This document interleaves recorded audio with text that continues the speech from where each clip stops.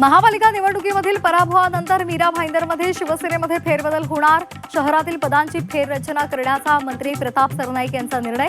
शिवसेना संघटन अधिक सक्षम करण्यासाठी सरनाईक यांचा निर्णय.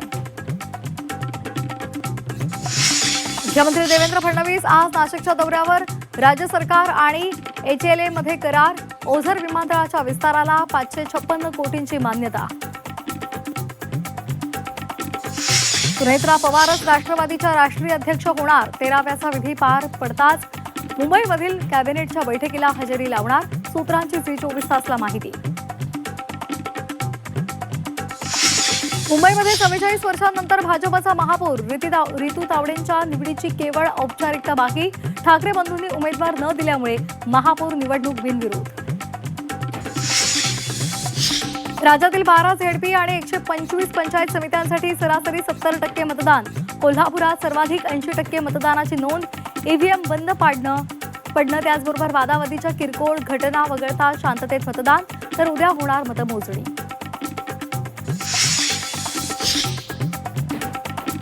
ZP आणि पंचायत समिती मतदानावेळी पोरखेड. संभाजीनगरात आमदार विलास भुमरे तर अकलूजमध्ये उमेदवार अर्जुनसिंह मोहिते पाटलांनी लहान मुलाला थेट EVM पर्यंत नेलं. कोटी 2 कोटी काय लागतील ते जाऊ दे. 4 गावात मागं पडायचं नाही.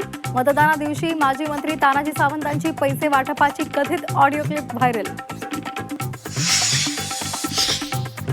मानवी बॉम्ब किंवा संमोहनाचा वापर करून अपघात घडवल्याची शक्यता. अमोल मिटकरींचा आणखी एक खळबळजनक आरोप.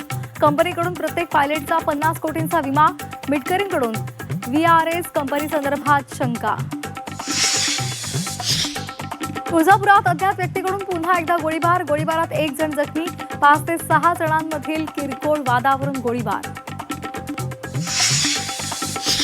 राज्यातील कांदा आणि टोमॅटो उत्पादक शेतकऱ्यांना मोठा फटका. कांद्याच्या दरात प्रति क्विंटल 700 रुपयांची घसरण. लासलगाव बाजारामध्ये कांदा प्रति क्विंटल 1800 वरून 1100 वर तर टोमॅटोला प्रति किलो 7 रुपये दर.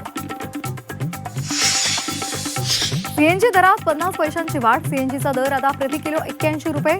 मुंबई, ठाणे, नवी मुंबईमध्ये नवे दर लागू. देखभाल, दुरुस्ती आणि तांत्रिक कामांसाठी रेल्वेच्या 3ही मार्गांवर आज मेगा ब्लॉक. रेल्वेचं वेळापत्रक कोलमडणार. प्रवाशांचे आज मेगा हाल होण्याची शक्यता.